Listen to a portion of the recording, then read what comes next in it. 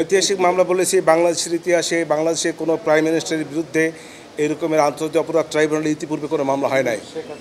অতএব শেখ হাসিনার সাবেক প্রাইম মিনিস্টার শেখ হাসিনার পক্ষে এরকম কোনো মামলা বাংলাদেশে, মানে শেখ হাসিনা বলতে চাচ্ছি যে আরও অন্য কোনো প্রধানমন্ত্রীর বিরুদ্ধে এরকম কোনো মামলা হয় নাই। এবং একটি কঠিন গুরুতর চার্জের মামলা।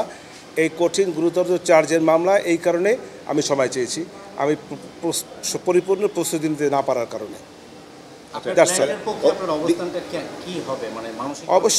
অবশ্যই তার পক্ষে আমি আমার এই ক্লায়েন্ট যাতে এই মামলা থেকে অব্যাহতি পায়, যদি অব্যাহতি এই আজকের আগামী প্ল্যানেট কোর্ট নাও দেন, আমার চেষ্টা থাকবে, আপ্রাণ চেষ্টা থাকবে তার পক্ষে তাকে এই মামলা থেকে খালাস করার জন্য সর্বোচ্চ চেষ্টা আমার তরফে থাকবে।